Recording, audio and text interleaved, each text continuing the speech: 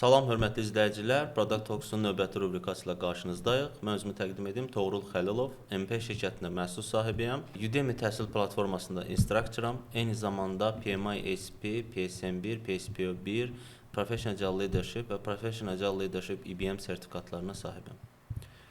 Bugünkü həmsöhbətim Şahlar Dəmirlidir. Şahlar, buyur, özün haqqında qısa məlumat ver, zəhmət olsun. Çox sağ ol, Toğrul. Şahlar Dəmirli hal-hazırda QAP şirkətində çalışıram product owner kimi. Əlavə olaraq Baku Diyan Akademiyasında product owner təlimçisiyəm. Eləcə də Product Tank Bakunun co-orqanizeriyəm. Məqsəd hal-hazırda belə son 2 ildə eyni qalır. Azərbaycanda product ownerların inkişafı üçün əlimizdən gələni eləyirik. Çünki bilirik ki, bu potensiallı bir sahədir və həm gəlirli sahədir, potensiallı sahədir, həm də ki, digital məhsulların yaranmasında əsas rolu olan bir sahədir. Ona görə hər şey eləyirik ki, bu sahə Azərbaycanda birində daha üst səviyyələrə gəlib çatsın. Məhsul sahibi kimdir? Bundan qabaqki podkastlarda dediyimiz kimi siz onu çıxıb 5 dənə şirkətdən soruşsa sizə hamısı fərqli cavab deyəcək. Scrum.org başqa cavab deyəcək, ChatGPT başqa cavab deyəcək. Mən gəlin çalışım onu daha simple bir formada izah edeyim. Tutaq ki, sizin hər hansı bir belə deyim də, bugün çox sayda biz mobil applərdən istifadə edirik, tətbiqlərdən istifadə edirik. Bir mobil tətbiqin həyata gəlməsi üçün bir texnik komanda lazımdır. Məsəl üçün UX designer lazımdır, QA tester lazımdır, pul lazımdır, istifadəçi lazımdır və s. Bu bölsək oradakı texniki komanda, məsələn, developerlar, UX-lər, QA-lər və s. Onlar nə işi görməlidir deyən şəxsdir product owner. Yəni bu komanda neynəsin, hansı işi görsün, yəni nə işi görsün sualına cavab verən şəxs product owner sayırıq biz. Çünki belə deyim də, o Simon Sinek'in bəlkə dəyişməsi Start With Why çox maraqlı bir 15-20 il bundan qabaq çəkilən bir TEDx çıxışında var. Hər bir şeyin əsasında 3 dənə sual yanır. Why, how, bir də what. O what'ın altında gizlənən əsas şəxs də product owner. Azərbaycanda biraz daha fərqlidir.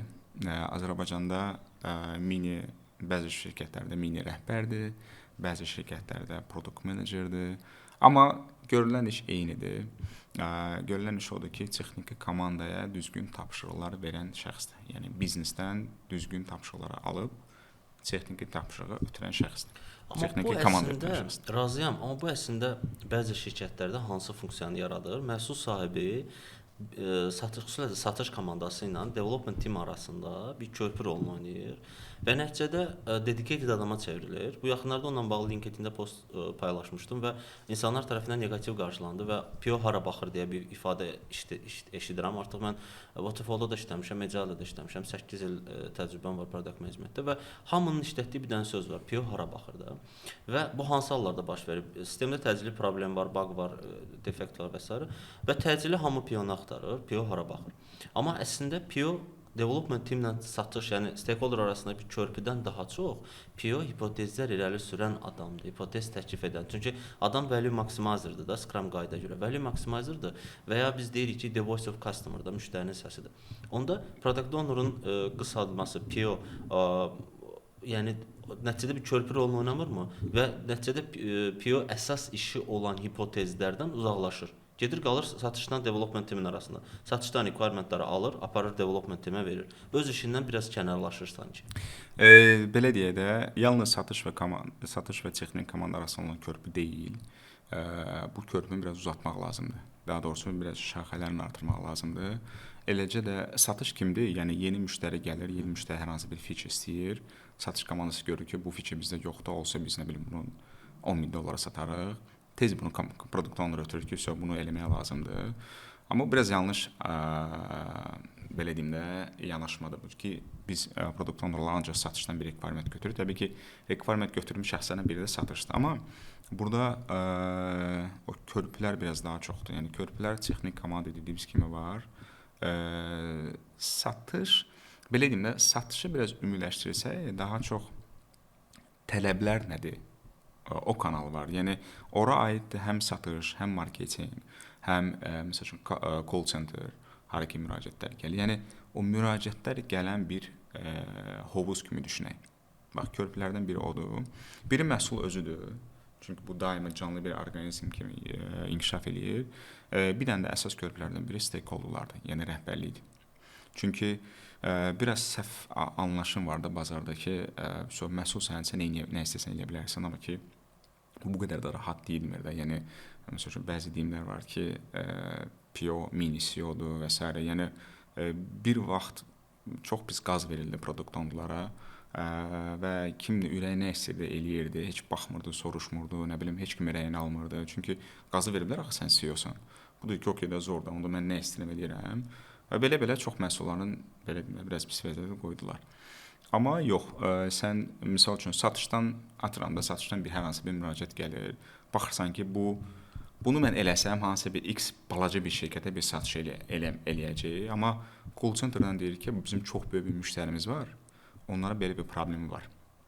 Bax, misal üçün, bu call center gələn müraciət satışın gətirəcəyi şirkətdən 10x qədər daha çox gəlir qazanırıq. Aydın məsələdir ki, artıq mən satışın taskın bir qədər prioritetini aşağı salacağam ki, çünki bəlli deyil bu gələcək, gəlməyəcək. Amma faktiki məndə olan müştəri əlimdədir. Mən onun problemi həll eləsəm, ən azından onu daha uzun müddət şirkətdə saxlaya biləcəm. Ona görə ancaq satış requirement verə bilər. Okey. Amma o demək deyil ki, bütün o gələn requirementlər hamısı icra olunacaq. Bəlkə bizim şirkətin rəhbərliyində o prioritetlər elə deyil. Ona görə gəldi, okey, sənin işin nədir? Sənin işin o gələn tapşırıqları yığırsan, onları prioritetləşdirirsən.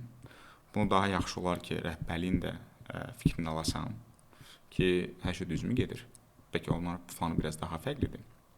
Çünki sən bu məhsuldan məsuliyyətsənsə, sən o komandadan da məsuliyyətsən.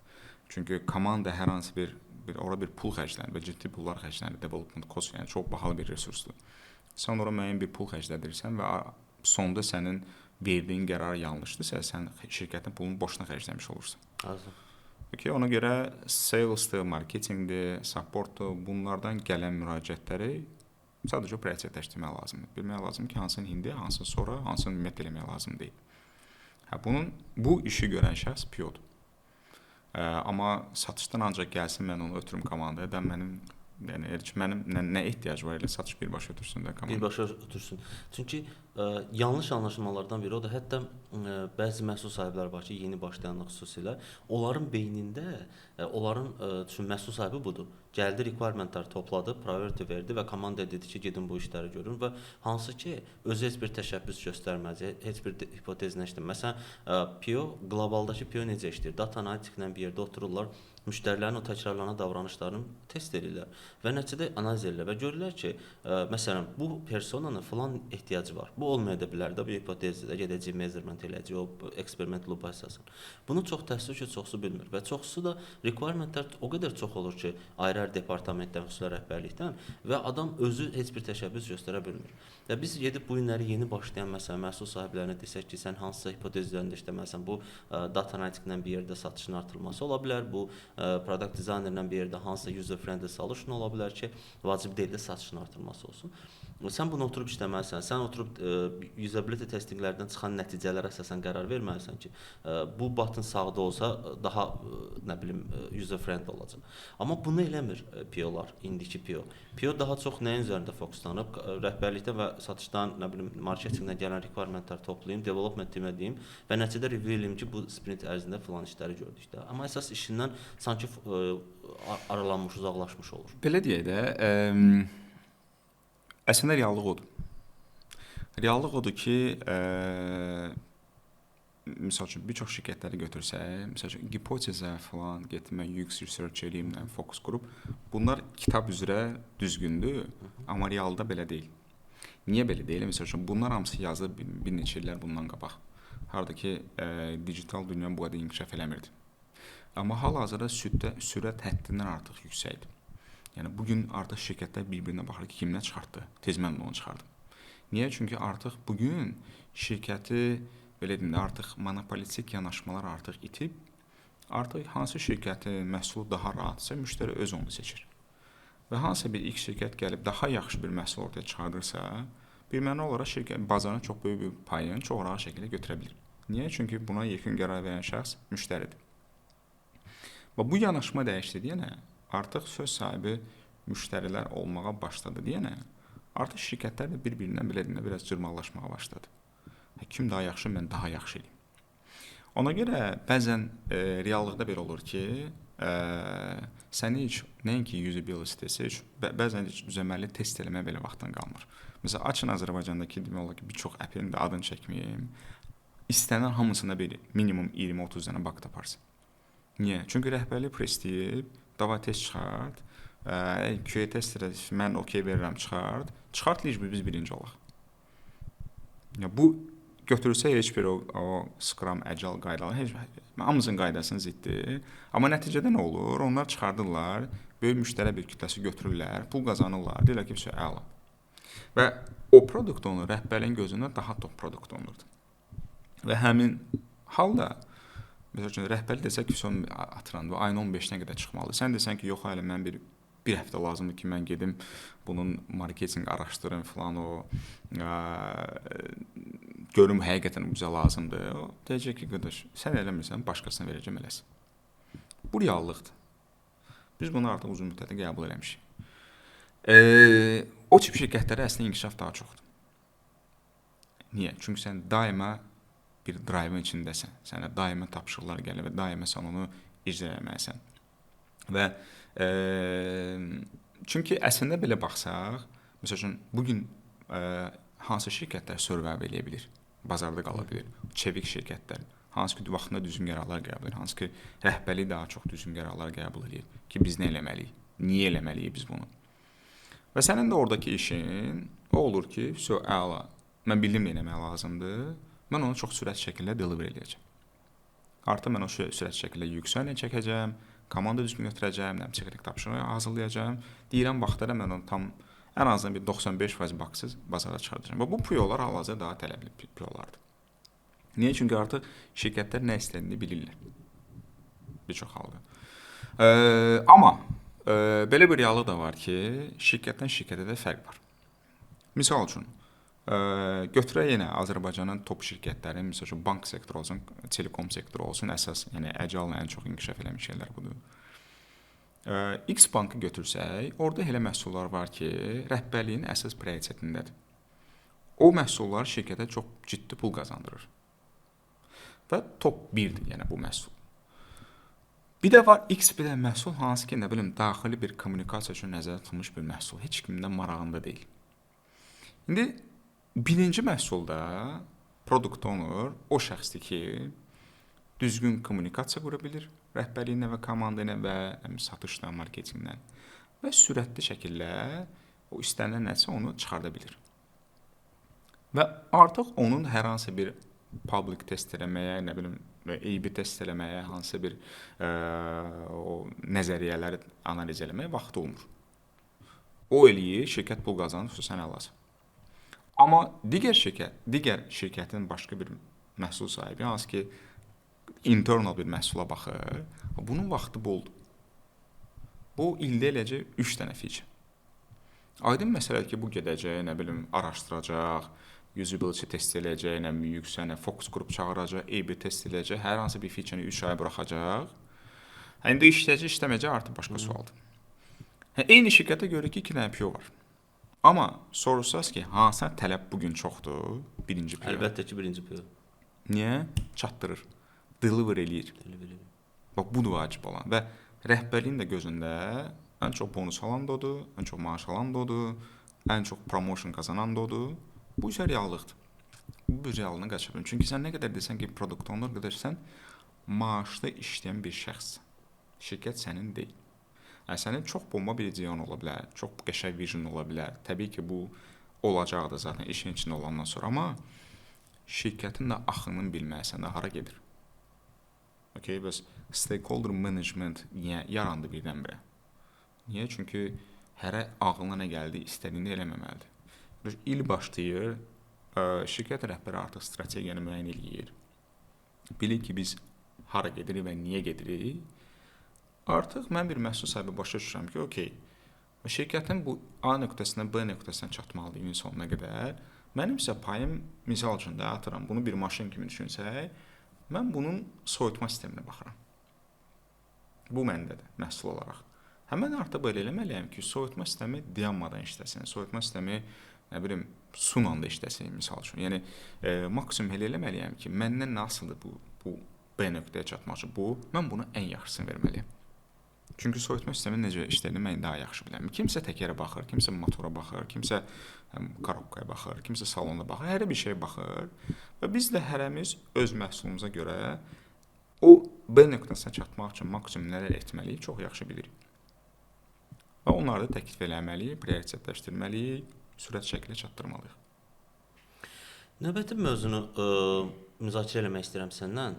Çox sağ ol detallı izaha görə. Yanlış anlaşılmalardan biri odur ki, PO texniki adamdır. Məsələn, mən hansısa şirkətdə, bankda fərqi yoxdur. Bankda da məhsul sahibi olaraq çalışmışam və həmişə maliyyə sektorunda çalışmışam da.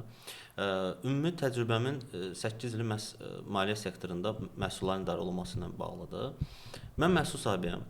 Bayaq saydığın bütün vəzifə öhdəliklərini icra edirəm, vaxtında deliver edirəm və s. nümunə üzərindən gedirəm. Mən definition based texniki biliklərim olmalıdır, definition based. Mən bilməliyəm API nədir, REST API nədir və s. Mən bilməliyəm database nədir, SQL necə işləyir, məntiqi nədir. Amma mən detallı oturub SQL-da hansısa deyək ki, funksiyaları əzbər bilməliyəmmi və ya API oturub özüm request göndərib responsu təhlil eləyə bilməliyəmmi, loqlara baxıb oxuyub mənasını başa düşməliyəmmi bir QA qədər. Buna ehtiyac yoxdur məncə. Mənim fikrimcə, PO texniki adam deyil. PO texniki biliklərə sahib olan, amma texniki adam deyil. Və ya PO analitika qabiliyyəti olan adamdır, amma biznes analitik deyil. PO satış qabiliyyəti olan adamdır. Çünki öz visionunu komandasına satmalıdır. Amma satıcı deyil. Öz visionunu rəhbərliyə satmalıdır. QBR görüşlərində, quarterly business review görüşlərində. Hansı ki, roadmap-ı hazırlamışam mən bunu rəhbərliyə təqdim edəcəm. Və bunun doğru olduğunu mən rəhbərliyə satmalıyam.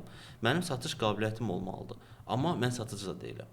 Mənə görə PO texniki adam deyil. PO texniki biliklərə definition based, tərif əsaslı məlumatlı olan adamdır ki, başa düşsün ki, komandaya hansısa sprint planningdə məsələn deyək ki, bir feature qurulmalıdır. Mən başa düşməliyəm ki, modalda məsələn 15 dənə input var. Bu inputlar hansı inputlar olacaq? Amma o inputda data necə gələcəksə, bu artıq mənim məsələm deyil də, bu development teamin məsələsidir. Bilsəm yaxşıdır, əlbəttə yaxşıdır. Amma deeply belə bilmək məncə ehtiyac yoxdur. Belə deyək, bu tamamilə şirkətin strukturundan və şirkətin özündən asılıdır. Misal üçün, hər hansı bir dövlət sektorunda işləyirsinizsə PO kimi, aydın məsələdir ki, orada sürət çox da yüksək olmadığına görə və biraz flexibility var deyənə, okey, sən orada texniki PO olmasan, yaşayacaqsın. Amma gəlsək daha belə sürətli, məsələn, startup, hər hansı bir startup olsun, fintech olsun, hər hansı bir SaaS olsun, AI ilə bağlı hər hansı bir məhsul olsun, okey, sən texniki bilik olmadan başlaya bilərsən. Bu normaldır. Zaten heç kim texniki bilik olmadan, yəni produktun daha çox biznes adamdır. Amma əgər komandada biznes analitik deyə bir rol varsa, okey, sənə bəxtin gətirdi. Bəxtin ona görə gətirdi ki, sən elə tapşırıqları sadəcə olaraq ötürəcəksən biznes analitika, o gedib bunu araşdıracaq, texnik dokumentasiya yazacaq, API model, request response bunlar hamısını yazacaq, kontraktını hazırlayacaq, ötəcək komanda. Cool. Amma necə ki, məsələn, baxsaq hal-hazırda günümüzün reallığı var, ChatGPT var və ona oxşar bir çox fərqli toollar var. Agentlər gəlib, AI agentlər gəlib bir tərəfdən. Biz görürük ki, dünya artıq bu AI-nin inkişafı ilə müəyyən sahələr yavaş-yavaş azaltmağa doğru gedir. Misal üçün, götürək böyük şirkətlərə, Facebook olsun, Amazon olsun və s. Bütün CEO-ların son çıxışlarına baxsaq, onların hərəsi bir söz, eyni demək olar ki, söz edir ki, biz artıq 2025-2026-cı ildən developerları 30-50% qədər azaldacaq. Yəni, bu artıq ciddi bir mesajlardır bizə verilən.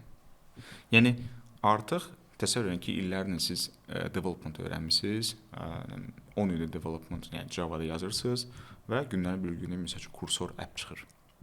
Haradakı artıq development bilməyən bir şəxs belə 2-3 saatlıq video ilə artıq minimal bir kodlar yaza bilir.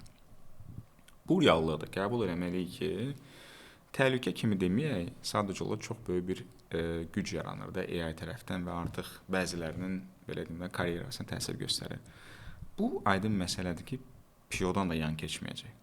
Amma məsəl üçün hər hansı bir junior bəlkə də developer-ı indiki etapda da çox rahat əvəzləyə bilirsə AI. Product owner-da bu biraz çətin məsələdir. Niyə? Çünki baxın da AI necə işləyir? Bir sual verir, o cavab verir. Düzdür? Məhsul sahibi kimdir? Sual verən şəxs. Okay. Ya bu hələ ki kombinasiya formasında işləyir. Amma artıq product owner-un da yavaş-yavaş texniki bir şəxs olmağına gətirib çıxardacaq. Məcburən gətirib çıxardacaq. Çünki o hansı sahələr ki ayaqda qalırsa, onları mütləq şəkildə improve eləməlidir. Bilikləri artırmalıdır. Okay? Əgər sən misal üçün 5 il bundan qabaq ancaq Excel-i bilirdinsə, bu sənə kifayət idi ki, misal üçün finansda hər hansı bir şöbə müdiri, departament müdiri olasan. Amma bu gün o qədər rahat deyil bu. Artıq sən əlavə biliklər öyrənməlisən, əlavə artıq başqa bir skilllər qazanmalısan, artıq biraz əcəl öyrənməlisən və s. və s. Niyə? Çünki ayaqda qalmalısın. Artıq sənin bildiyin o texniki bilik çox da lazım deyil artıq hamıya. Eləcə də product owner o dəyəcək. İndi yox, amma bir neçə önümüzdəki illərdə mütləq şəkildə artıq belə deyim də gedən tendensiya odur ki, biznes analitiklə PO artıq birləşəcək. Və olacaq TPO, Technical Product Owner. Məcburdur artıq. Çünki artıq, misal üçün, mən bugün görürəm ki, misal üçün, çox yaxşı əgər mən business requirement-ı başa düşmüşəmsə, elə o business requirement-ı mən ChatGPT-yə ötürəndə çox qəşəng mən üçün texnik tapşırıq hazırlaya bilir. Okay. Bu artıq məni yox, amma ki, business analitikini bəlkə də yavaş-yavaş narahat eləməyə başlayır ki, yazır da. Yəni, business analitik işinin adı nədir? Gedib araşdırsın, texnik tapşırıq yazsın da. Yazır da bu. Okay. Deməli, artıq ən azından business analitik işdə olmasa belə mən onu əvəzləyə bilirəm. Və demirəm ki, o nə yazı ötür komanda. Yox, oxu, başa düş ki, həqiqətən əmi düzgün yazıb. Okay. Amma artıq o mənə imkan verir ki, mən bu işi yavaş-yavaş avtomatlaşdırım, əvəzləyim. Bu mənə güc verir. Bir product owner kimi, amma müəyyən sahələr yavaş-yavaş artıq azaldacaq. Artıq o business analitikdə artıq böyüyüb, artıq PO, TPO ya da ki, başqa bir sahə bəlkə də yavaş-yavaş keçid alacaq. Okay, niyə? Çünki bu işi yaxşı görür də. İstisna məncə var. Hansı hallarda var? Məsələn, əgər sən hansısa bankda IT departamentində və developer olmusan, PO olmusansa, sənin texniki biliklərin əlbəttə olmalıdır, zaten var. Və ya sən IT şirkətində işləyirsənsə, amma gedən tendensiya onu göstərir, razıyam səndən ki, biznes analitiklə PO birləşəcək, amma PO-dan hansı səviyyədə yəni texniki biliklər lazımdırsa, əgər deeply texniki biliklər lazımdırsa, development team var. Developerlar var, chapter leadlər var, tech leadlər var, xüsusən hansı ki, bunlar daha çox komandaya dəstək olurlar. Yəni məncə 10 il sonra belə PO-dan o qədər detallı texniki bilik tələb olunmayacaq. Yox, demirəm ki, məsəl üçün product owner kod yazacaqmı sualıdsa, təbii ki, yox. Amma məsələn, gələk 3 dənə sualımıza why, how, what məsələsi. Məsəl üçün, product owner əgər what-ı deyirsə, məsəl üçün, product owner gəlib deyirsə ki, məsəl üçün, uşaqlar, biz eləməliyik ki, məsəl üçün, yemək çatdırmamışdan qabaq, belə deyim, belə bir nümunə deyim. Mən bir yemək şirkətində çalışıram, yemək əpi, yəni çatdırma əpində çalışıram və deyirəm ki, bax, müştərilərdən çox gələn şikayətlərdən biri odur ki, müştəri yemək gec alır, kontakt qura bilmir və s. və s. Mən deyirəm ki, okey, bunu belə eləyə bilərik ki, müştəri əpdə görsün ki, kuryer hardadır. Product owner bunu deyir. Sadə formada da, yəni bir teoriya ilə baxsaq. Amma texnika product owner gəlib ki, uşaqlar, okey, belə eləyirik. Biz Google-un, bir də ki, nə bilim, iPhone-u, Apple-ın öz xəritələrini inteqrasiya eləməliyik. Mən araşdırmışam, onlar pulsuzdur. Atıramda aylıq, nə bilim, 100.000 transaksiya qədər. Biz onları inteqrasiya edirik, bu məlumatları biz ora göndərəcəyik ki, real time müştəri əpdə girib, kuryerin harda olduğunu izləyə bilsin. Bax, bu artıq bir tık daha texniki bilikdir. Yəni, artıq sadəcə olaraq mən ideyanı ortaya atmıram da. Eləcə də təxmin edirəm ki, məsəl üçün mən demirəm ki, müştəri push mesaj alsın. Mən deyirəm ki, uşaqlar biz məsəl üçün atıram Firebase-i inteqrasiya etməliyik. Ya da ki, məsələn OneSignal inteqrasiya etməliyik, başqa bir push sign etməliyik. Niyə? Artıq mən bunu bilirəm. Niyə? Artıq çünki komanda da gedib ona araşdırmağa çox da vaxt sərf eləməsin. Okay? Zaten biz TPO demişik. Necə ki, belə deyim də, indi o bilmirəm, bəlkə də o xaricdən gələn tendensiyadır. Adın yenə product owner sözünü biz çox böyütmüşdük ki, yəni sahib sənsən, səndən o tərəfi yoxdur. Technical da biraz abartılı bəlkə də bir sözdür ki, technical product owner. Yəni coder deyil də bu, sadəcə olaraq bir qədər daha minimal bir müəyyən bir texniki bilikləri var ki, o requirementları komanda daha düzgün ötürsün. Komanda onu analiz etməyə daha az vaxt sərf eləsin. Təbii ki, burada gələcəkdə kod yazacaq falan. Yox, kod yazmaqsan get kursoru yüklə, kod yaz özün üçün. Amma şirkətə gəlmişəm, uşaqlar bu nasıl kodu mən yazacağam? O təbii ki, yox. Yəni hələ ki yaxın gələcəkdə də ona ehtiyac yoxdur. Nə ola bilər sadəcə olaraq sən də gələcəkdə o qədər daha yaxşı business requirement-ı bilsən. Hə, elə business requirement-ı birbaşa bəlkə də müəyyən birdən 10 ildən sonra, onu da deməzdim, bəlkə də 5 ildən sonra, hə, o artıq müəyyən automation tool'lar onu bəlkə də keçidə bilər. İndi də günü bu gün də eləyir də, yəni bayaq dedik, ChatGPT olsun, kursor olsun, requirement'ları versən kod yazır. Adım edək ki, mən developer. Amma orada düzgün requirement'ları sən bilməlisən ki, nəyə ötürməyə lazım. Input'u da elə daxil. Input səndədir. Output o verəcək. O mu verəcək, developer mu verəcək? Okay, bu artıq soramamış. Amma input səndədir. Sən cavab desən input'a. Anladım. Başqa bir mövzunu müzakirə eləyək. Sən də tədris edirsən, icralı product owner yetişdirirsən, mən də tədris edirəm. Tələbələrin ən çox suallarından biri. Biz gəldik yerli təhsil mərkəzində, elə BDA-da, gəldik, öyrəndik məhsul sahibini uşaqlardan. Və o adam işin praktiki tərəflərini biləcək. Amma nəzəri tərəflərini bilməyəcək.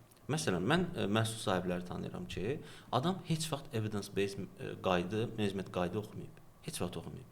Ümumiyyətlə eksperiment loop nədir bilmir, hipotez nədir bilmir. Bayaq dediyim kimi də. Yəni adamın ümumiyyətlə bu mövzulardan məlumatı yoxdur. Bir dəfə oxuyubsa Scrum qaydı oxuyub bircə dəfə. Gedib sənin təliminlə mənim təlimimə fərqi yoxdur, yəni digər təlimçilərə. Öyrənib praktiki olaraq nədir? Balaca bir şirkətdən başlayıb, biraz praktika yığıb və digər daha yaxşı, nisbətən daha yaxşı şirkətlərə gedib və adam ümumiyyətlə işin o belə deyək də, kimyasından xəbərdar olmadan davam edir. Alınırmı, hansı nəyə görə alınır? Çünki requirementlər çox gəlir, xüsusən banklarda olur bu, banklardakı PO-lar. Mənim background bankdır deyə daha çox adamları tanıyıram. Adam satışdan gəlir, əvvəl satış mütəxəssisi olur, sonra gəlir məhsul sahibi olur. PO olandan sonra requirementlər toplayır, aparır development teamə təqdim edir. Priority-ni də rahatlıqla verə bilər, çünki müştəri sayı çoxdur. Harda business value daha çoxdursa ona priority verir və nəticədə adam 5 ildir PO-dur. Amma bilmir də IBM qayıtdan xəbərdar deyil. Mən düşünürəm ki, bu demək deyil ki, beynəlxalq sertifikat alan PO yaxşı PO-dur, qətiyyən. Bu demək deyil ki, bir PO-nun beynəlxalq sertifikatı yoxdursa o yaxşı PO deyil. Və ya o demək deyil ki, bir PO mütləq 5 dənə sertifikatı varsa yaxşıdır. Mənim düşündüyüm odur ki, PO-lar, xüsusən də yeni başlayan həmkarlar, hansı ki dediyim kimi gəldi sənin təlimindən sertifikatı aldı və getdi başladı hansısa şirkətdə məhsul sahibi kimi işləməyə. Bu adamın beynəlxalq sertifikatı olsun. Olsun ona görə yox ki, bu onu daha yaxşı PO edəcək. Olsun ona görə ki, işin kimyasından xəbəri olsun, işin mətbəxindən xəbəri olsun. Hə, sən onu 10 ildir bu sahədə sən detallı öyrənmirsən, amma başqa biri öyrənməyib və nəticədə öz peşəsindən xəbərdar deyil. Və nəticədə körpü rolunu oynayır. Bayaq dediyimiz kimi, yalnız körpü rolunu oynayır, heç bir qatqısı yoxdur, heç bir özündən bir təşəbbüs göstərmir. Əslində bu adam olmasa da iş gedər. Kimsə otursa rəhbərlikdən onu fikirləşsə ki, ümumiyyətlə burada məsələn Toğrulu orada nə ehtiyac var? Toğrulu götür, satış komandası birbaşa mail-la göndərsin developera. Developer da özü götürsün, icra eləsin də. Yəni burada biz Toğrulu niyə maaş veririk ki? Okay. Mən hesab edirəm ki, beynəlxalq sertifikatlar almaq, məsələn PSP sertifikatını almaq və ya PMI SP-ni almaq. Məsələn mən PMI SP-ni alandan sonra PMI-nin ümumiyyətlə yanaşmasının tamamilə fərqli olduğunu gördüm. Biz PSP olanda təkcə Scrum-ı öyrənirik, amma PMI SP-ni alanda bütün frameworkları öyrənirik və bütün frameworklardakı yanaşmaları öyrənirik. Daha xırda detallarına qədər gedirik. Ondan sonra PO Agile liderdir. PL Agile liderdir və Professional Agile Leadership bunu öyrədir. Scrum-ın yanaşmasını öyrədir. Və IBM isə sırf mən düşünürəm ki, PO-ların almalı olduğu sertifikatlardan biridir, hansı ki, birbaşa adamın işidir, yəni data driven decision making adamın işidir. Nə düşünürsən? Sertifikatımız olsunmu, yoxsa sertifikat lazım deyil, elə yerli gedək praktikada öyrənək? Belə deyək, sertifikat olsun bir səbəbə görə ki, mən harası CV göndərəndə mənim CV-m daha rəngli olsun. Niyə? Çünki HR-a CV gələndə, məsəl üçün, X bir şəxsdir, işləyib, digər X bir şəxs, məsəl üçün, PSPO bir sertifikatı var. Okey. Bu, oradakı sənin aldığın sertifikat səni intervyu, yəni CV o baxış mərhələsində digərlərindən bir addım qabağa çəkəcək. Okey, orada utdum. Əla. Səni çağıracaqlar intervyu. İntervyuya gələcəksən və əgər orada sənə sual verən bir şəxs ümumiyyətlə ciddi bir məhsulda işləməyibsə, heç vaxt belə deyim də belə vəhşi bir şirkətlərdə işləməyibsə, o da sənə teoriyadan bir sual verəcək, çox böyük ehtimal. Sən də yəni bunu yaxşı oxumusansa cavablaya bilib o şirkətdə girib işləyə biləcəksən. Yəni bunun üçün sənə nə lazımdır? O intervyu edəcək şəxsdən çox şey asılıdır. Yəni amma o təcrübəli bir şəxsdirsə, o heç vaxt sənə oturub sual verməyəcək ki, məsəl üçün retrospektiv nə deməkdir? Məsəl üçün niyə deyili 10 dəqiqə olur? O elə suallar verməyəcək, onun maraqlıdır deyil. Onun maraqlıdır deyil ki, sən 2 saat edirsən, 1 saat edirsən, onun nəticə daha çox maraqlıdır. Onun maraqlı olacaq ki, sən hansı problemi həll eləmisən. Onun maraqlı olacaq ki, aç bir məhsula baxım görüm nə eləmisən sən. Çünki product owner o sahə deyil, onun qabağındakı insanı sözlə aldadasan. Çətinliyə düşəndə sən artıq biləcəksən, həqiqətən də product ownersan yoxsa yox. Açığı desəm, misal üçün, maraqlı bir case deyim, mən bunu həmişə hər yerdə deyirəm. Məsələn, bu yaxınlarda biz product meetuplarda product ownerlarla görüşürük. Bir nəfər yaxınlaşdı ki, mənə köməkliğində PSP1 alın. Deyirəm, neyinisən PSP1-də? Deyir ki, bəs mən uzun şirkətdir, məsələn, biznes analitikada çalışıram. Mən şirkətdə PO olmaq istəyirəm. Mənə HR deyib ki, PSP1-in olmasa biz səni intervyuya götürməyəcək. Deyirəm, bax, elə deyibsə sənə şirkətin HR-ı, gəl mən sənə kömək eləyəcəm, PSP1-i al və gir imtahana. Dedi, necə? Dedim, ChatGPT ilə. Oturduq, ChatGPT ilə, heç nə sənə lazım olan bir dənə notebookdur, bir dənə telefondur. Sual gəlib, şəklini çəkib göndərir, ChatGPT cavabı verir və deyir. Bunu niyə görə dedim? Mən deyirəm ki, bax, əgər HR sənə o yanaşmanı deyirsə ki, get PSP1 al ki, sən PO olasan, artıq səhv yanaşmalıdır. Artıq səhv yanaşma olduğuna görə bu sənin üçün bir bariyerdir. Sən bunu necəsə keçməlisən. Sən zaten PSP1-dir, 2-dir, 3-dir. Burada öyrəndikləri sən bir bariyer kimi baxmalısan ki, aldım, keçdim, ondan sonra unut onları. Ondan sonra heç bir lazım olmayacaq.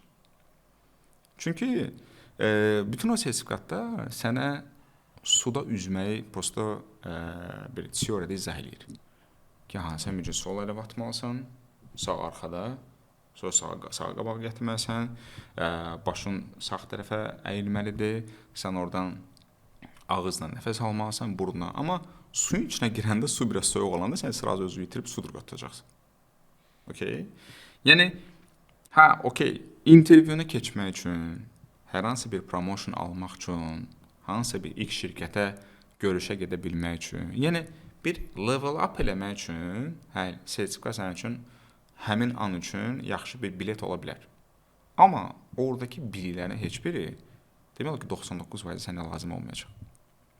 Çünki sən uşaqlar yığılışanda, məsələn, developer gəlib deyəndə ki, eləmirəm. Sən deyəndə ki, yox, Scrum Guide-da belədir ki, sən deyəcək ki, Scrum Guide nədir? Yəni, eləmirəm. Və çıxıb gedirəm ümumiyyətlə. Spor eləyəcək, yəni biri-birinin sözü keçməyəcək. Yük söyləyən, dizayn edəcək ki, qardaş, mən deyirəm belə olsun. Sən də baxsan ki, bu düzgün deyil axı. Okay, burada necə konflikt əldə edəcəksən? Bu onları təəssüf ki, öyrətmir. Amma ki, məsəl üçün, mənim üçün bir sertifikatım yoxdur və yəni ki, olmayacağı da ta o vaxta qədər ki, mən hər hansı dirənməyəcəm. Və Azərbaycanda tanıdığım mənim ən azından məsəl üçün, top 10 dənə PO tanıyıramsa, onun heç birinin sertifikatı yoxdur. Ona görə ki, onlar daha çox belə deyəndə düzgün vaxtda, düzgün yerlərdə olublar. və o qədər drive-ın içində olublar ki, çox yaxşı bir vaxtda böyüyə biliblər. Və artıq onlara hər hansı bir sertifikat, yəni o sertifikatın, okey, ola bilsin ki, sənin işi aparırsan, bilirsən necə aparırsan və onun adını bilmirsən nədir. Okey. Yəni misal üçün də sən hər dəfə çıxardıb rəhbərliyin qabağında izahat verirsən, komandana gətirsən ki, bax uşaqlar, bu uşaqlar eləyib, bunu mən eləməmişəm, bunlar eləyib. Sən bəlkə də bunun adında review olduğunu bilmirsən. Amma sən faktiki eləyirsən də bunu. Və bu yetərincə uğurludur sənin üçün. Zaten Agile-ın belə yaranma tarixçəsinə baxsaq, orada qısa olaraq belə desəm də, orada krizis dövründə sağ çıxmış şirkətlər bir yerə yığılışır, o manifest. Baxırlar ki, biz necə oldu ki, sağ qaldıq. Və orada danışılan mövzuları yığıblar, paket formasında bizə satırlar. Agile adı solusu altında da. Bu bir maraqlı bir satış tooludur. Yəni bütün şirkətlər ora keçid aldı, nə bilim, Agile transformasiyaları falan illərdir, bəzi şirkətlər tez keçdi, bəziləri geç keçdi və s. Bunu çox böyük şirkətlər tərəfindən gəldilər, nə struktur bölündü və s. və s. Amma baxaq ki, hansı survive elədi. Yəni mən tanıdığım elə şirkətlər var ki, çox bomba işləyirdi, Agile gələndən sonra hər şeyin pisliyə doğru getdi. Niyə? Çünki heç Agile nə olduğunu başa düşmürdülər. Amma elə şirkətlər var ki, baxırlar qırağa. Məsəl üçün biz bir görüşdə olmuşduq, böyük şirkətlərin birində Agile rəhbəri gəlmişdi. O deyir ki, qardaş, şirkət bizə hər şey qaydasına gedirsə, Agile yerində bizi bil çıxartmayın. Zaten gedir də qaydası, niyə deyəsən ki? Bax, nə səhv gedirsə onu düzəltməyə çalışdı. Okey, komanda zəifdir, okey, deməli, Agile sənə kömək edə bilər. Agile dərman kimi baxın da. Heç əvvəz ağrımasın, o atasan ki. Okey. Ona görə belə, yəni mən hal-hazırda məsəl üçün hər şey işin qaydasına hər şey gedir, promotion hər şeyində də gedim bir dənə də PSP 3 alım. Okey, gedək. Orada səhv eləmirəmsə qiyməti nə qədərdir? 300, 400, 500 dollar fərqi yoxdur.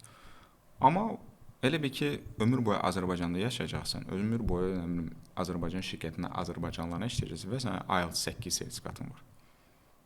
Bir dəyər yaratmır da sanki. Dəyər yaratmırdı. Amma sən ona bir enerji sərf eləmirsən axı. Yəni sən gecə-gündüz oxumusan və s. və s. Amma bilirsən ki, yox, mənim xaricə çıxma işim yoxdur. Mən elə hansısa bir X şirkətdə çalışacağam, X maaşımı alacağam, bəsimdir. Amma sertifikatım da var. Nə? IELTS 8. Və elə də bu ilə nəsə, yəni get də qabağa. Ona görə hədəfə baxmaq lazım. Yəni bilik baxımından heç nə qatmayacaqsan. Bunu 100% əminliklə deyə bilərəm. Yəni mən bunu öyrənib və gedib developerla daha yaxşı danışacağam. Yox. Ondan sonra developera apar ABD-yə, otur söhbət elə.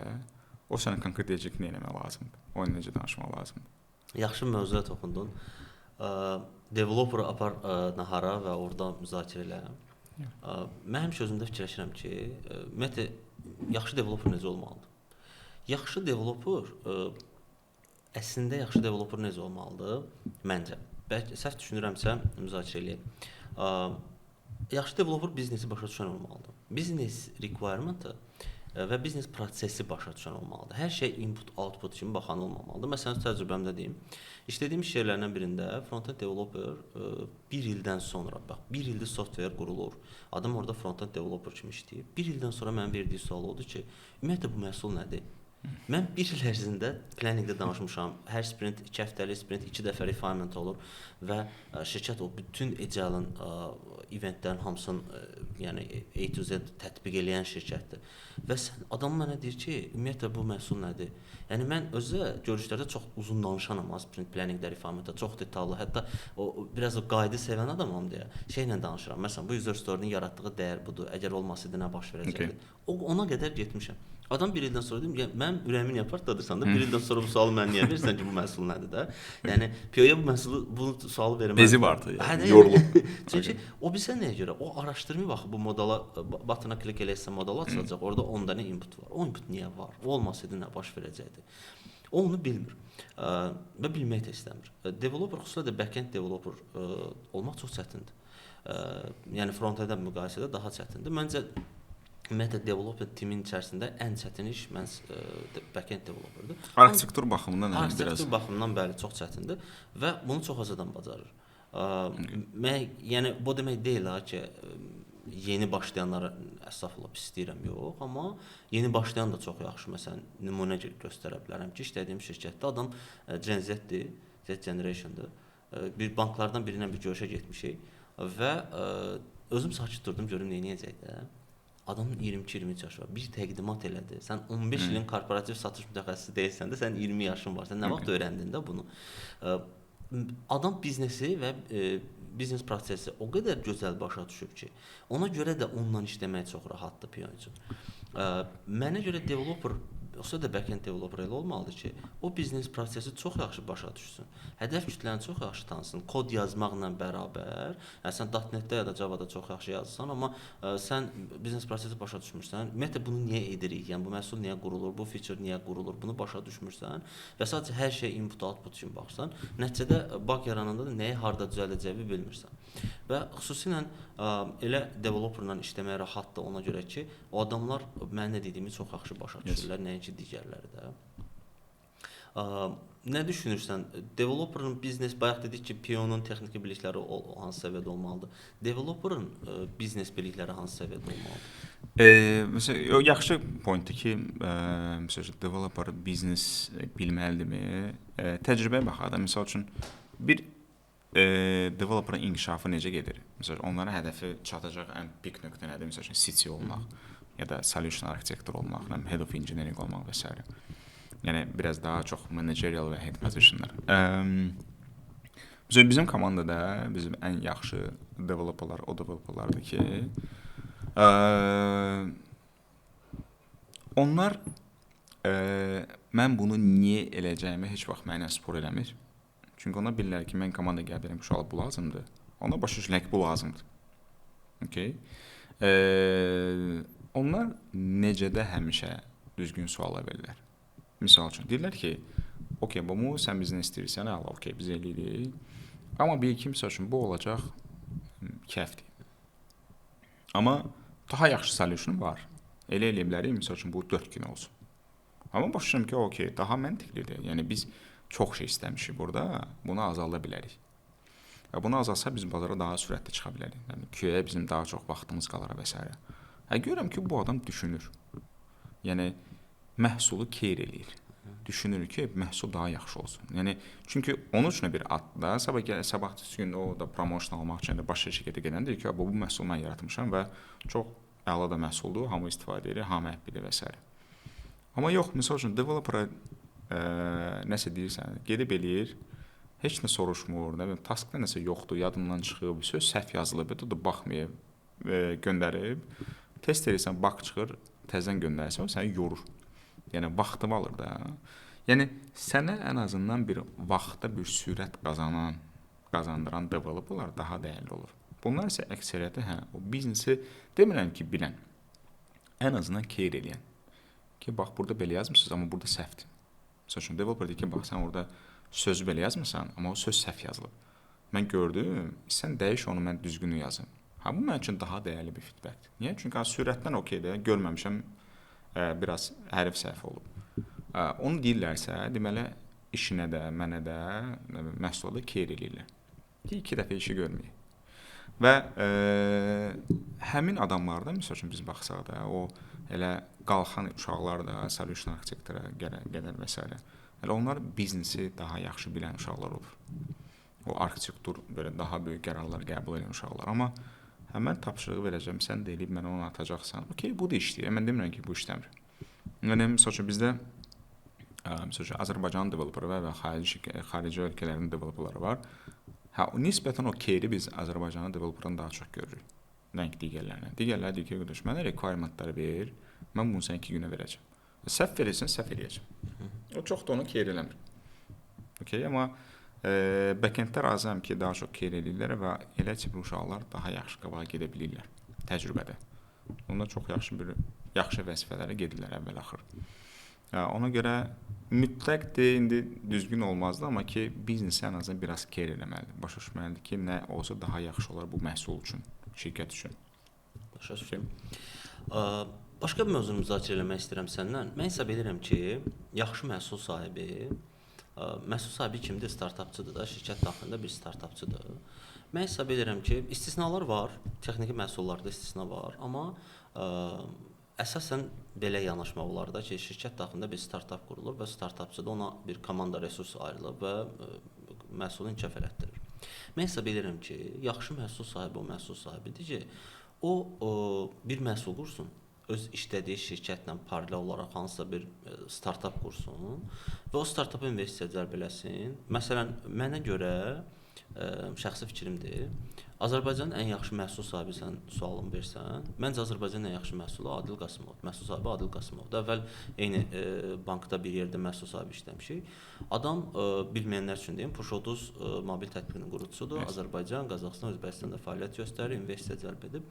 Kifayət qədər uğurlu biznesdir və kifayət qədər insanlar tərəfindən, yəni aktiv olaraq özünün müsahibəsinə bu yaxınlarda baxdım, aktiv olaraq 15.000 istifadəçi var və çox sayda yüklənmə var əlbəttə ki. Bu çox ciddi göstəricidir və həm yaşıdımızdır bizim Adil. Mənə görə Azərbaycanın ən yaxşı məhsul sahibi odur. Məncə məhsul sahibi özü gedib bir startap qurursa, investisiya cəlb edə bilirsə, yəni sən bu qədər yaxşı məhsulu dəyəri maksimallaşdıra bilirsənsə, onda öz məhsulunu qur, öz məhsulunun dəyərini maksimallaşdır.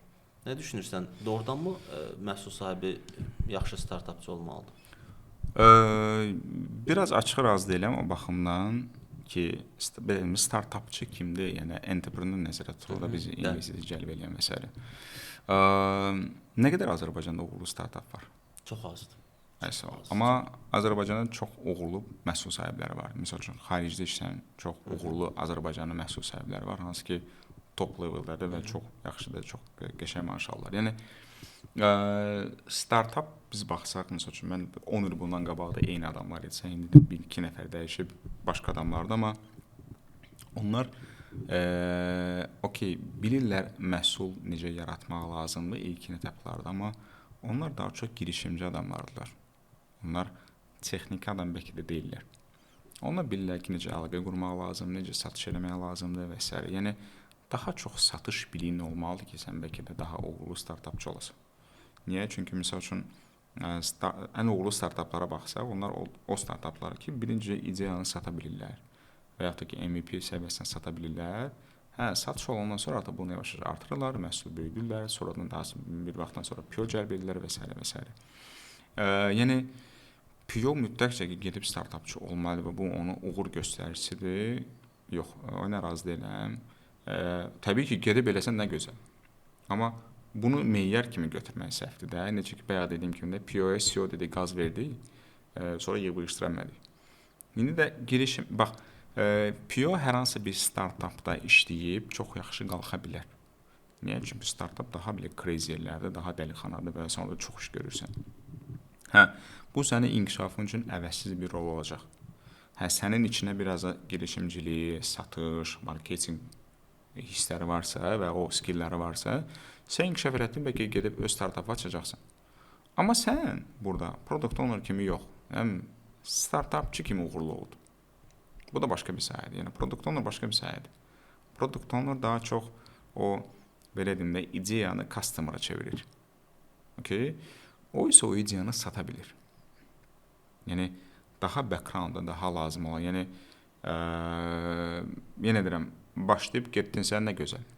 Bu bomba bir uğurdur. Amma hamı o ilə gedib və hamı o meyyər əsasında uğurlu olmalıdır. Məncə yox. Bir dənə də faktoru var ki, məsəl üçün, hansı bir product owner backgroundunda hansı bir startupda işləyibsə, onlar daha güclü olurlar. Niyə? Çünki daha sürətli düşünə bilirlər, daha sürətli deliver edə bilirlər. Onlara prestiblər vaxtı ikən ki, daha tez əldə elə, onlarda critical thinking var, emotional intelligence var. Yəni, rahat yerdə böyüməyir də bu uşaq. Yəni, bir dəlixananın içindən çıxıb, o artıq survive elə bilir. Tarakan kimidir o. Amma daha rahat yerlərdə piyona heç kim presləmir, hər şey əladır, pul gəlir, satış zaten var. Aydın məsələdir ki, inkişaf da çox super gözləmək düzgün deyil. Okay? Backgroundda startup olsun. Zaten sən məsələn öz üzərində daha çox işləmək istəsənsə, sən daha yaxşı ol ki, korporativdən başlayasan. Niyə? Çünki rahat içəridə hansısa bir X bir məhsulla sən 1-2 il böyüyəcəksən, amma rahat olmamalısan. Üzərində daha çox işləməlisən. Məsəl üçün B2B-dən başlaya bilərsən, sonra yavaş-yavaş B2C-yə keçə bilərsən. Sonra B2C-yə keçəndən sonra artıq biraz globala çıxa bilərsən və s. Mütləq şəkildə ki, bir vaxtdan sonra sən startapa gedəcəksən. Çünki niyə? Çünki sən artıq acıyacaqsan. sən drive-a ac olacaqsan. Görəcəksən ki, sənə bu korporativ sənə istədiyi vermir. Mən acam. Mənə sürət lazımdır, mənə inkişaf lazımdır, amma sən vermirsən mənə bunu. Gedəcəm startapa. 2-3 il orada da inkişaf eləyəcəm. Bəlkə CPO levelına qalxarsan, product lead levelına qalxarsan, şirkətdən hansı bir pay verirlər sənə ya da böyük bəlkə də xarici top şirkətlərə gedərsən, zaten ki gedəcəksən bu yanaşma ilə. Okay, ona görə hamısı məncə sənin məqsədindən asılıdır. Yəni nə olmaq istəyirsən. Uğurlu startapçı olmaq sənsə, bunun qaydaları başqadır. Onun belə deyim də environment başqadır. Sən developerlarla daha çox biznes adamlarla görüşdə olmalısan. Biznesi bilənlərlə görüşdə olmalısan. Yəni pul kimdəsə onlarla bir yerdə olmalısan. Okay? Sən yaxşı produkt olmaq istəyirsən, sən developmentdan daha çox olmalısan ki, sürətlə çıxarda bilim. Problemlərin içində olmalısan. Daima satışla bir yerdə olmalısan, call centerlə bir yerdə olmalısan, marketinlə bir yerdə olmalısan ki, biləsən ki, nə lazımdır ki, mən onu tez bir zamanda icra edeyim. Komandanla bir yerdə. Scrum.org-un rəsmi YouTube kanalında videoda qeyd olunur ki, məhsul sahibi olmaq üçün insanda iki xüsusiyyət olmalıdır. Birinci, müşahidə qabiliyyəti olmalıdır. İkinci, quick decision maker olmalıdır, PO. Yeni başlayıb məhsul sahibi olmaq istəyir. Ümumiyyətlə, icradə təcrübəsi yoxdur. Bu adamlar məhsul sahibi olmaq və biraz araşdırıblar özləri və özləri hesab edirlər ki, kimsə hesab edirsə ki, onun müşahidə qabiliyyəti yüksəkdir və sürətli qərar verə bilir. Həmin o kritik momentdə bu adamlar fikirləşirlər ki, bunlardan məhsul sahibi olar və əslində düz fikirləşirlər məncə, amma məhsul sahibi olmaq üçün yeni gənc başlayan həmkarlar, adam hansısa şirkətdə ümumiyyətlə icradə işləmir, icra təcrübəsi yoxdur. Başqa sahədə işləyə bilər, tamamilə fərqli sahədə işləyə bilər və stakeholder ola bilər özü, məhsul sahibindən işləyər və məhsul sahibi peşəsi rolu ona xoş gələ bilər və fikirləşər ki, mən özümü bu sahədə sınamaq istəyirəm. Mənim tövsiyəm nələr olardı? Mən tövsiyəmi bildirim və xahiş edəcəm ki, sən də tövsiyələri bildir. Mənim tövsiyəm nə olardı? Birincisi, mən biraz o işin nəzəri tərəflərinə çox meylliyəm. Ona görə işin nəzəri tərəflərini araşdırmaq, qaydalar oxumaq, bələdçilər oxumaq, təlimatlar oxumaq, biraz oranı araşdırmaq.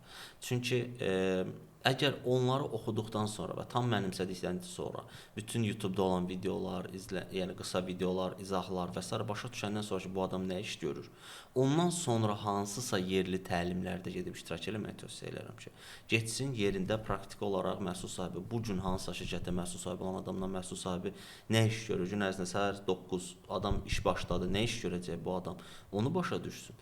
Və bunlar okey olarsa o zaman getsin bayaq qeyd elədiyimiz beynəlxalq sertifikatlarla maraqlansın ki, artıq işi daha da nəzəri hissəsini daha da detallı öyrənsin. Çünki onun belə bir şansı olmayıb ki, ona desinlər ki, gəl bu gün məhsul sahibi ol. Məsələn, mənim şansım gətirmişdi, mən satış departamentində işləyirdim və satış mütəxəssisi olmuşam və yaxşı satıcı deyildim, bunu etiraf edeyim. Və mənə təklif elədilər ki, gəl yeni bir layihə qurulur və layihədə ilk dəfə product management orada test elədim banklardan birində. Mənim şansım gətirdi. Amma hamıda bu olmur. Məsələn, məhsul sahibləri var ki, onlar call center'dan gəliblər, satışdan gəliblər, əməliyyat departamentindən gəliblər, özləri stakeholder olublar, PO ilə işləyiblər, ondan sonra onlara PO təklifi gələndə çox rahat olub onlar üçün. Amma indi hamının belə şansı olmur. Və yeni başlayıb gənc həmkarımız bizim izləyicimizdir. Nə tövsiyə edə bilərsən ona? Məsələn, qeyd elədiyin 2 dənə qəşəng point var idi ki, o müşahidə, bir də ki, critical thinking. Bunlar əladır, zaten sənin əsas gələcəkdə əsas belə də sütunlarından biri olacaq. Bugün harda işləyirsənsə, bax o işi çox yaxşı görməyə başla ilk növbədə. Məsələn, call center işləyirsən, ən yaxşı operator ol. Satışda istəyirsən, ən yaxşı satıcı ol ki, rəhbərlik səni digərlərinə fərqləndirə bilsin. İkinci nə edirsən? İkinci artıq ya öz işindən bağlı, yəni call centerlə bağlı, satışla bağlı olsun, ya da misal üçün hər hansı bir interna hər hansı bir məhsul varsa, onun üzərində təkliflər hazırlamağa başla. Misal üçün rəhbərlik deyirsən ki, misal üçün demirəm, hər ağzıma gələn ideya, biz adətən misal rəhbərlik yığı veririk, ideya verin mənə. Mən bu gülməli gəlir mənə ki, rəhbərlik yığı çünki uşaqlar ən yaxşı ideya kim versə bu. Yəni ideya verməyə ehtiyac yoxdur. İdeya işin 5%-dir. Düzgün problemlər tapmaqdır vacib olan. Yəni sənin ideyan bomba ola bilər, amma ki onu mən o qədər resurs sərf edeyim, bir nəfər istifadə edəcəksə, heç kimə lazım deyil ideya. Getsinlər düzgün yaxşı problemlər tapsınlar. Məsəl üçün məhsuldur, okey. Və burada belə problemlər tapmışam. Həmin bunu komandaya ötürüm, onlar eləsinlər. Yəni maksimum göstərsən, qardaş mən bura 9-6 işləyib sadəcə olaraq maaşımı almağa gəlməmişəm də. Mən işə optimizasiya eləməyə, mən təklifləri irəli sürməyə, mən istəyirəm ki, gedim onlarla oturum söhbət edeyim və s. Bax, bu yanaşmanı yavaş-yavaş. Bizdə məsələn akademiyada belə bir tədrisə bir hissə var. Biz produkt onlara belə bir tapşırıq veririk ki, getsinlər Azərbaycanda bir X bir produkt onların kursuna kofe içsinlər. Və onlardan bir dəyərli məsləhətlər alsınlar ki, məsələn, baxın da məsələn deyirəm ki, bax ki, LinkedIn-də 2 dənə yerdə PO işləyibsə, deməli bu adamın təcrübəsi var. Bu mütləq sənə elə bir yaxşı bir istiqamət verə bilər ki, o sənə məsələn bəlkə də burada keçdiyin kursun daha dəyərli ola bilər. Çünki o insana həyat təcrübəsi var. Okay, sənə də əsas bu dəqiqə onlar lazım. Çünki sən quick decision qəbul etməlisən. Biz onlardan birində belə olmuşdu ki, getdi görüşdü. O məsələn X1 telekomda işləmək istirdi. Getdi PO ilə görüşdü. PO numaralı gəldi. PO bunu HR-a çıxartdı. HR-la görüşdü və bunlar hamısı kafe shopda olub. Heç bir şirkətdə olmayıb, hər hansı bir CV olmayıb. HR bunu head of HR-la görüşdəndən sonra, kəfdən sonra iş təklifi qaldı və elə kursu bitirməmiş keçdənmiş şirkətə. Özün vaxtını sata bilir. Demirəm ki, hamıda belə olacaq. Amma insan vaxt, yəni o şansı tuta bilir və şansı özü yaratdı. Ona görə harda işləyirsinizsə, mütləq şəkildə elə oradan günü bugündən ən yaxşı işçi olmağa və işi yavaş-yavaş optimizasiya eləməyə başlamaq lazımdır ki, rəhbərlik səni görsün. Bəzən də rəhbərlər biraz skeptik olurlar, səni bəlkə də bloklamaq istəyəcəklər, iş yeri dəyişir. Yəni limitlənmə. Yəni sən beyninə qoymusansa ki, produktdan olacaqsan, bil ki, bu 1 il yarım 2 il alacaq, amma mütləq şəkildə son hədəfə çatacaqsan. Meetuplara gəl, orada PO-larla tanış ol, LinkedIn-ə yaz. Məsəl üçün xırda bir məsəl üçün belə deyim də, o verilən triklərdən biri odur ki, qarşındakı insanı biraz dəyərli hiss elətdirməlisən. Ki, mən sizdən bir məsləhət almaq istəyirəm. Biz onu sevirik. Okay? O formada yaz, onu kofeyə çağır, otur, söhbət elə. Bunu səndən nə gedir ki, maksimum 10 manat pulun çıxacaqdı 2 dənə kofeyə, düzdür? Amma o adam səndə bir qığılcım görə bilər, həmin vaxt ona bir PO lazım ola bilər. Sən sadəcə özün üçün bir şans yaradırsan. 5 nəfər, 10 nəfər, 15 nəfər artıq sən yavaş-yavaş söhbət tutacaqsan. Artıq yavaş-yavaş özü belə PO olmasan da PO kimi təsəvvür edəcəksən. O insanlardan data yığacaqsan, biləcəksən. Artıq o icebergin görünməyən tərəflərini görəcəksən. Sənin üçün X şirkət indiyənə qədər çox cool isə görəcəksən ki, o qədər cool deyil şirkət. Bu data toplanmağa başlamalısan, optimizasiya eləməlisən ki, inkişaf eləyəsən. Vaxtı günlərlə bir gün gələcəklər, şirkət görəcək ki, okeydir, məsələn, biz ora bir nəfər göndərməliyik, gəl səni göndərək. Sən zaten yaxşı işləyirsən, zaten sən çaba sərf edirsən, niyə də biz başqasını göndərə varsan da sən? Çünki hər bir şirkətə nə lazımdır? Onun yaxşı bir kadr olsun, o kadrlar yaxşı işləsin ki, şirkət yaxşı pul qazansın. Okay? Və sən can atırsansa, işindən daha çox buna vaxtı yatırım eləyirsənsə, bəlkə kiçik bir büdcəli bir yatırımlar eləyirsənsə, sən qabağa gedəcəksən. Şirkət rəhbərin də, yəni həmin şöbə rəisinin, departament rəisinin də yaxşı insandırsa, səni qabağa çəkəcək mütləq. Okay? Ona görə öz üzərində bu istiqamətdə həmişə hamıya o verdiyim tövsiyə odur ki, öz yerindən başla. Başda yavaş-yavaş qalx. Özünə demək ki, ilin sonu produkt owner olacaq. Qoy ki, məsəl üçün, mən növbəti 2 illərin ərzində produkt owner olacaq. Bəlkə sən biznes analitikadan başlayacaqsın. Bəlkə sən QA testindən başlayacaqsın. Mənim təcrübəmdə var olub ki, adam başa düşüb ki, okey, ora girəcək ancaq qapı QA testerdir. Girib, QA tester yaxşı görür. O qədər yaxşı görüb ki, artıq produkt owner düzgün istiqamət verməyə başlayıb. Burada səhv var, burada səhv var. Məsəl üçün, biz analitikan burada səhv eləmişik. 6 aydan sonra keçib biznes analitika. Okay? Və çox 100% əminəm ki, 6 aydan sonra produkt owner da keçə bilər. Okay? Amma da mən getdim bir dənə intervyu, məni kəsdilər, nə bilim, mən PO olmaq istəmirəm. Bu düşüncədə sənsə hələ ki, öz işində qal, işi davam elət. Hədəf qoy. 1 ilə 2 ilə qalxmaq olar. Lübo yerdən PO keçmək olar. 100% əminlik verə bilərəm sizə. Çox sağ ol Şahlar. Maraqlı idi səninlə söhbət eləmək. Mən ümid edirəm ki, izləyicilərimiz üçün də maraqlı oldu. İzləyicilərimizdən xahişim odur ki, hər hansı bir sualınız varsa mütləq rəylərdə bildirin. hansı sosial şəbəkədə qarşınıza çıxıbsa, rəylərdə biz hamısını bir-bir izləyəcəyik. Suallar verin mənə, şahlara, hər hansı sual yaranıbsa, ümumiyyətlə bizim gördüyümüz işlə bağlı məhsul sahibi nə iş görür və ya danışdığımız mövzularda qeydlərimizlə bağlı hər hansı bir fikriniz varsa mütləq rəylərdə bildirin, rəylərdə müzakirə edək. Təşəkkür edirəm şahlar görüşə görə. Çox sağ olun, Növbəti təşəkkürlər. görüşlərdə görüşərik. Şahlar çox sağ olun görüşə görə. Çox sağ olun dəvət üçün. Təşəkkürlər. Mən təşəkkür edirəm, sağ olun.